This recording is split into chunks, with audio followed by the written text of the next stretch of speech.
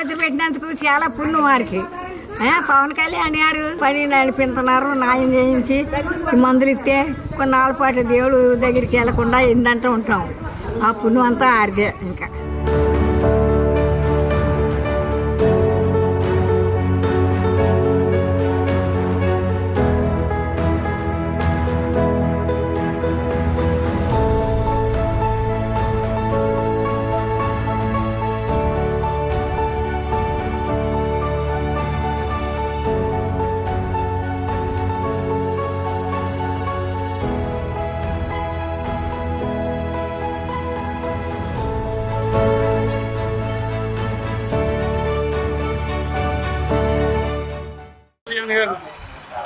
ఇక్కడ పోటీ చేసిన తర్వాత వల్లప్రోడ్ ప్రజలు కానీ పిఠాపురం నియోజకవర్గ ప్రజలు కానీ చాలా ఎందుకు చెప్తున్నాడంటే అభివృద్ధి చాలా ఘనంగా ఉంది.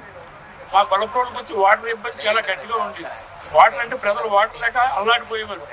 అలాంటిది మన పవన్ కళ్యాణ్ గారు వచ్చిన తర్వాత వాటర్ నిమిత్తం 72,76,000 రూపాయలు శాంక్షన్ చేసి వడ్డీన తాడిపెత్తులో కొత్త బోర్ ఏర్పాటు చేసి నీటి వెత్తడి ప్రజలకు ఎవరికి లేకుండా నీరు పైప్ లైన్ లేని చోట ట్యాంకర్లు పంపించి అందరినీ మున్సిపాలిటీని ఎలక్ట్ చేసి నీరు అన్ని పేటలకి పంపించి మంచి కార్యక్రమానికి శ్రీకారం చుట్టడం జరిగింది. అనేక కార్యక్రమాలు చేశారు.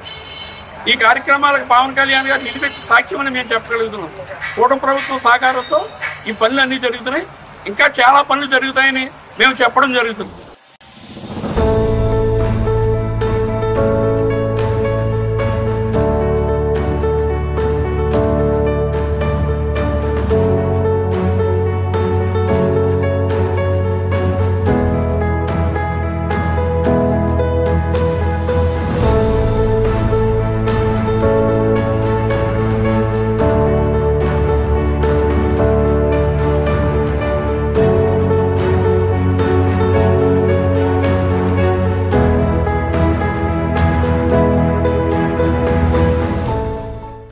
నియోజకవర్గంలో పవన్ కళ్యాణ్ గారు ఎమ్మెల్యేగా గెలిచి ఉప ముఖ్యమంత్రి అయిన తర్వాత ఈ ఇద్దరు నాయకులు కలిసి ఆలోచించి మళ్ళీ ఈ పథకాన్ని పునఃప్రారంభించారు.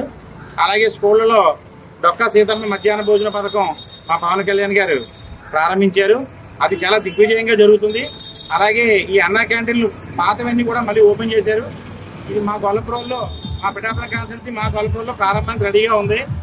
ఈ విజయం అంతా కూడా కూటమి ప్రభుత్వం. జై పవన్ కళ్యాణ్.